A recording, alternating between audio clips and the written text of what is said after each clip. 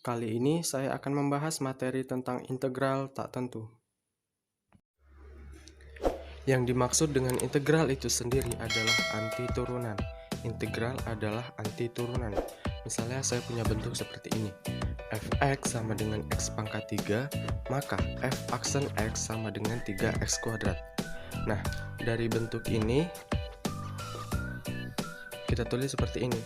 D per dx dari x pangkat 3 sama dengan 3x kuadrat. Nah, dari sini bisa kita balikan.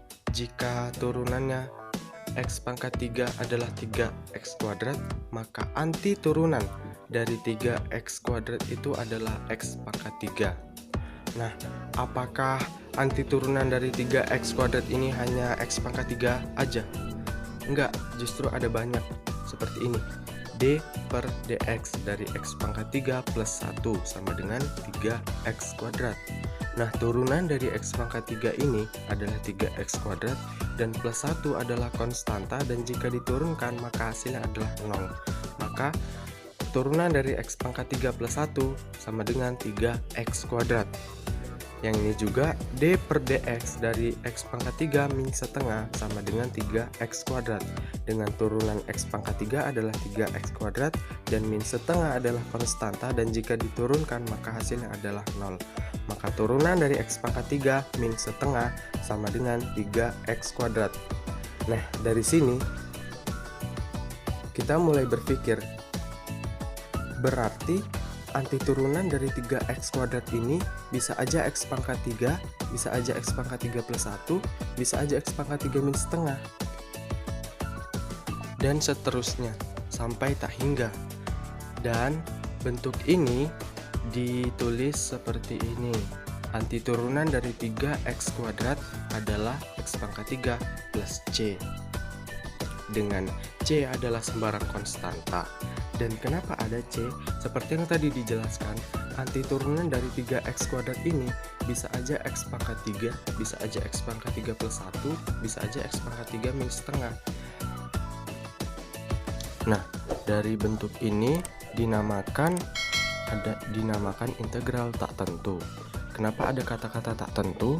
Karena memang tak menentu, nggak tahu sebenarnya si 3x kuadrat ini milik siapa, apakah x pangkat 3, apakah x pangkat 3 plus 1, ataukah x pangkat 3 min setengah, atau bahkan yang lainnya. Nah, bentuk ini karena nggak jelas yang mana, nggak menentu yang mana, maka dinamakanlah bentuk 3x kuadrat ini jika diintegralkan maka hasilnya adalah x pangkat 3 plus c.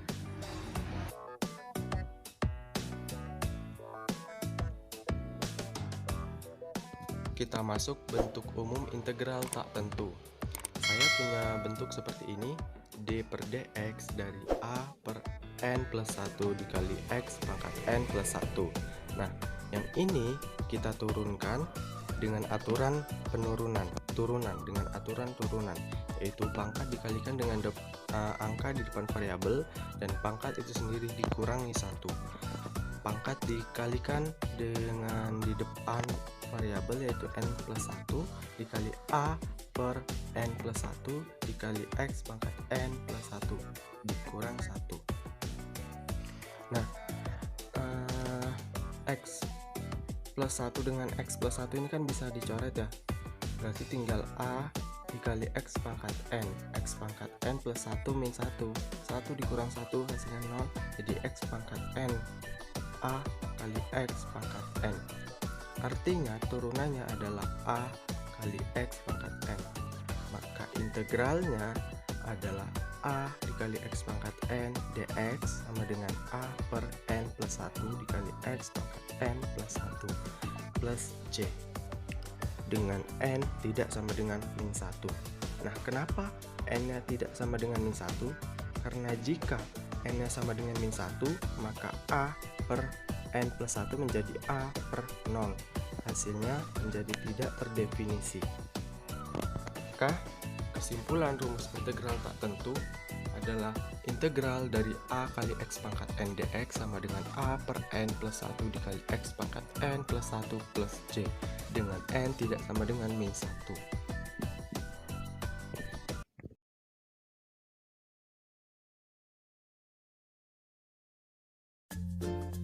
Kita masuk contoh soal yang pertama, integral dari 4x pangkat 6 dx. Kita tulis dulu rumusnya yang sudah tadi kita dapat, yaitu a per n plus 1 dikali x pangkat n plus 1 plus c. Dengan a nya itu adalah 4. Nah, n nya itu adalah 6. Maka 6 plus 1 dikali x pangkat 6 plus 1 plus c. Nah, 4 dibagi 6 plus 1, 6 plus 1 itu kan 7, jadi 4 per 7 kali x pangkat 7, 6 tambah 1 hasilnya 7, plus c.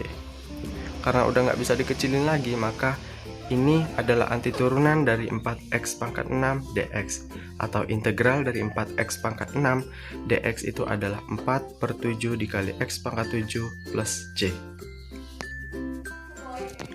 Kita masuk contoh soal yang kedua, yaitu integral dari 4 per x pangkat 2 dx.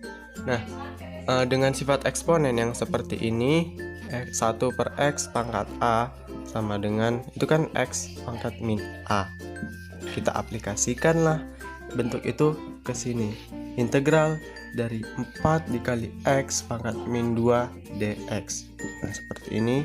Nah, udah dapat seperti ini, baru kita masuk ke rumusnya. Masukkan rumusnya dengan a per n plus 1 dikali x pangkat n plus 1 dx plus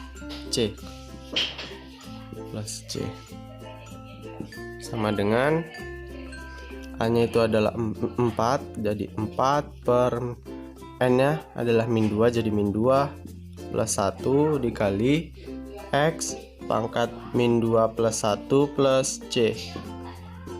4 dibagi min 2 plus 1 itu kan min 1, jadi 4 per min 1 dikali x pangkat min 1 plus c.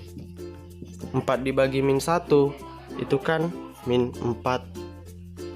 Nah, di x pangkat min 1 itu kan sama aja 1 per x plus c. Nah, min 4 dikali 1, min 4 min 4